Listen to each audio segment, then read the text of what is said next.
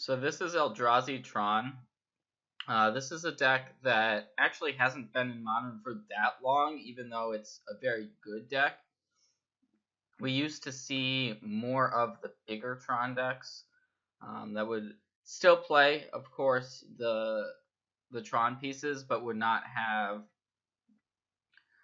a lot of the cards that are in here, like the creature package of the Eldrazi, but would instead have more Karns, Oblivion Stones, Ulamogs. We do still see the bigger Tron deck, but currently I believe that Eldrazi Tron is more popular, and it's got a couple more angles of attack as well. So as far as the mana base, yes, we have 4 of each of the Tron lands. Now, this deck isn't always going to consistently get to Tron. Sometimes you're just going to have to play a different game. You're not going to have, 10 mana to work with, because there's only 4 expedition maps to help find the Tron. So that's a little bit different than the other version of Tron that needs to hit Tron basically every game. This one does not. You also have 4 Eldrazi temples. So the Eldrazi temples produce 2 to cast an Eldrazi. So you can operate off of Eldrazi temple early in the game and then sometimes find Tron later. So there's 2 wastes. I really like the wastes. They help give you protection against cards like Blood Moon. They're cards to sort out against Ghost Quarter. So it's weird to see wastes, but this deck doesn't need any colored mana. So this is the basic land here, and it hasn't been that long since wastes have even been legal, have been Magic cards. So that kind of helps show you the recency of this deck. There's 1 Seagate Wreckage, probably my favorite land in the deck. It's a 1-of because you can afford to play 1-ofs with expedition maps to go find them. Seagate Wreckage, basically if you're hellbent, you have no cards in hand, it's a way of gassing back up and drawing extra cards. So 3 mana, if you have no cards in hand, draw a card. Then there's also 3 Ghost Quarters. These are pretty good in the mirror match or against other decks with maybe man lands, non-basic lands. Having the ability to destroy an opponent's land is pretty nice. Of course, the Eldrazi Temples, and then 2 Cavern of Souls. So with Cavern of Souls, you're normally going to name Eldrazi, though you may decide to name Construct for Walking Ballista as the alternative.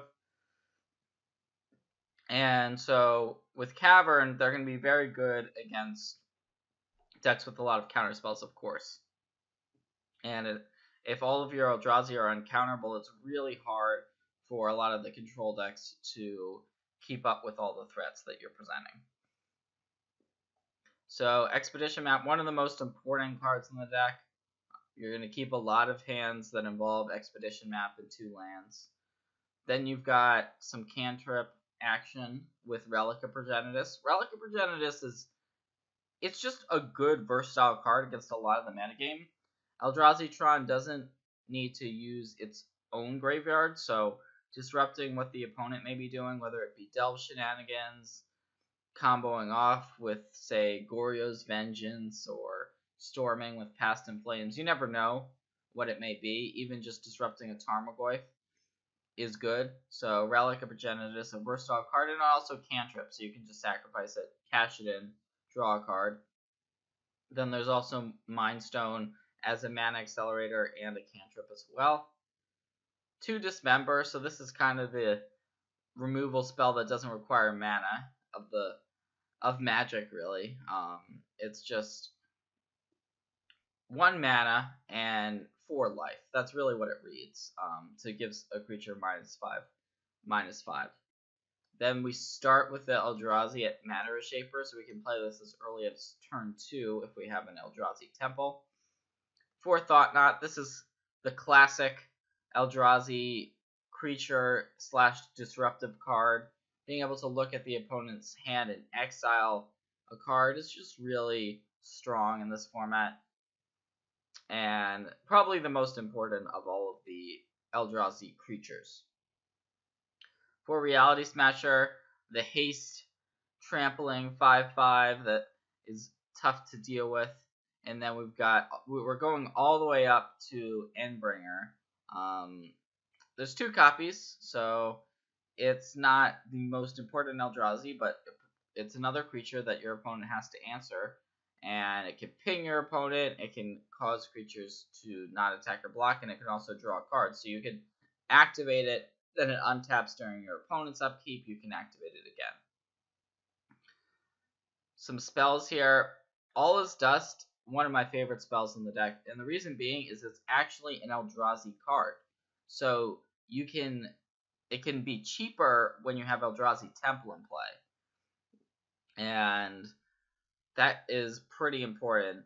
It's great in a lot of the mid-range matchups where they're putting Planeswalkers, they're putting lots of permanents on the board, and you can just deal with them all in one swoop with an All is Dust. 2 copies of Karn Liberated. Whoops. So Karn is the Planeswalker here of the deck, of the archetype. There's 2 of them. They're really going to be at their best if you can get Tron early. If not, they can be pretty awkward. So they're a little bit high variance, but when this card is good, it's really good. Then we've got our X spells. So we want some sort of a payoff if we do hit Tron. We want cards that we can play early in the game, or we can pay a lot of mana and have them be essentially insane or game winners. And that's kind of Walking Ballista for you.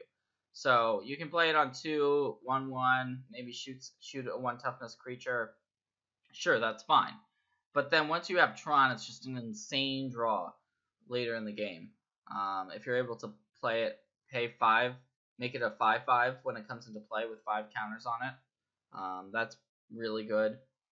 So yeah, Walking Ballista, it's not quite the same as an Ulamog or a huge creature, because we're not always going to have the Tron, as I mentioned earlier. So it's a versatile creature. It's good against a lot of other creature decks. And we also have 4 copies of Chalice of the Void. This is one of the hate cards of the deck. Normally, this isn't really a big mana card, even though it is an X spell. We're normally casting Chalice on 1 or 2. We don't have many 2-drops at all, just the Mind Stone, and then not that many 1 mana cards either. So we're pretty happy to cast Chalice early in the game, and sometimes it'll just brick off a ton of your opponent's cards.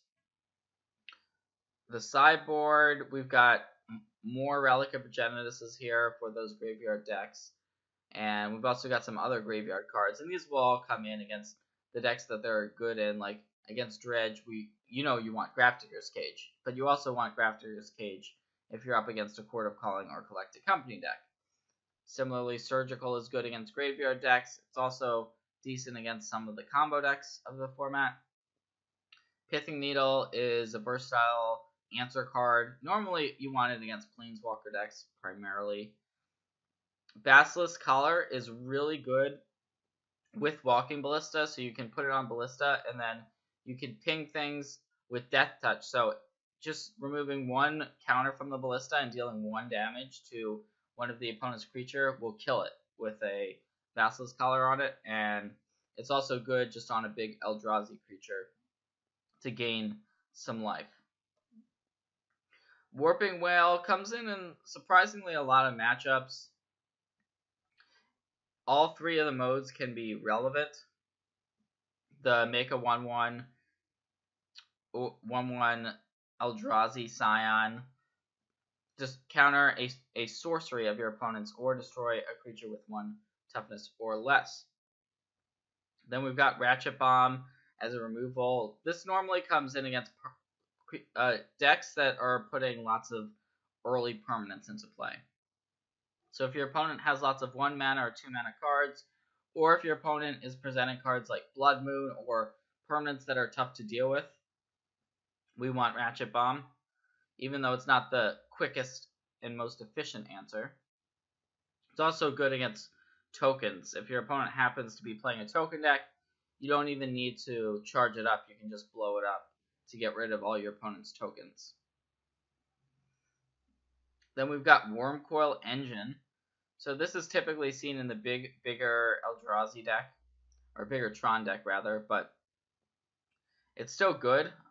Any of the mid-range decks, Coil Engine is just incredibly difficult to deal with. So say you play this against Jund, it's just almost impossible for them to beat it, because even if you kill it, that you're still spawning out the 3/3 worms, and those can be a nightmare for the opponent as well. Similarly, Hangerback Walker is another card that's just tough to answer. It can buy you time by blocking and then creating Thopters. And then sometimes the Thopters are just good enough to win the game on their own. So similarly to Walking Ballista, it's a great mana sink later on. So this is Eldrazi Tron, one of the best decks in the format, and I will be showcasing it today.